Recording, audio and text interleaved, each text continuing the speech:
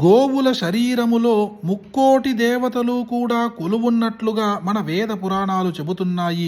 అలాంటిది ఈరోజు మనము వీడియోలో చూడబోయే శ్రీకృష్ణ పరమాత్ముని స్తోత్రం ఒక్కసారి చెప్పినా లేదా విన్నా కూడా 1000 గోవులకు అన్నదానం చేసిన మహాపుణ్యం కలుగుతుంది.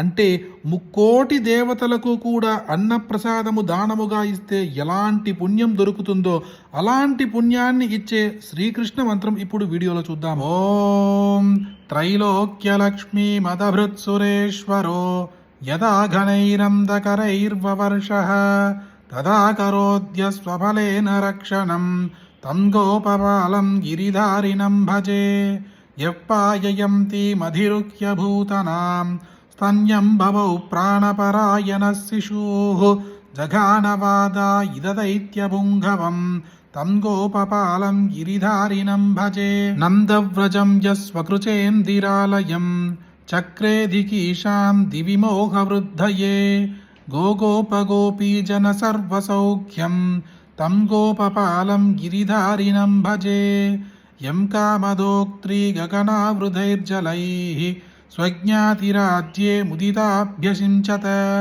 గోవిందనామోత్స్వకృత్వ్రజౌకసాం తం గోపపాలం గిరిధారిణం భజే యస్యాననాబ్జం రజసుందరీ జనా దినక్షయే లోచన షట్పదైర్ముదా పిబంధ్యధీరా విరహాదురాభృశం తం గోపపాలం గిరిధారిణం భజే బృందావనే నిర్జర బృందవందితే కాశ్చారయన్యః ఖలు వేణునిస్వనః గోపాంగనా చిత్త విమోహమన్మథ తం గోపపాలం గిరిధారిణం భజే యస్వాత్మలీలా రసదిత్సయా సదాం ఆవిశ్యకారాగ్నికుమార విగ్రహం శ్రీవల్లభాత్వానుసృతైకపాలకం తం గోపపాలం గిరిధారిణం భజే గోపేంద్రసూనోర్గిరిధారిణోష్టకం పఠేతి తం యస్తదనన్యమానసః సముచ్యతే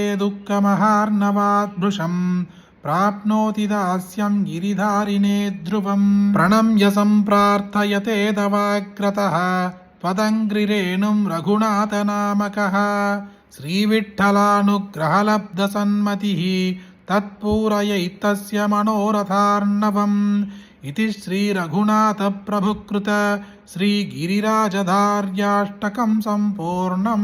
1000 గోవులకు అన్నదానము చేసిన మహాపుణ్యం కలిగించే ఈ శ్రీకృష్ణ స్తోత్రము మీరొక్కరే వింటే సరిపోతుందా? మీకు తెలిసిన అందరికీ షేర్ చేయండి. ఈ వీడియోని లైక్ చేయండి. మళ్ళీ ఇంకొక వీడియోలో కలుద్దాం. జయ జయ శంకర, హర హర శంకర.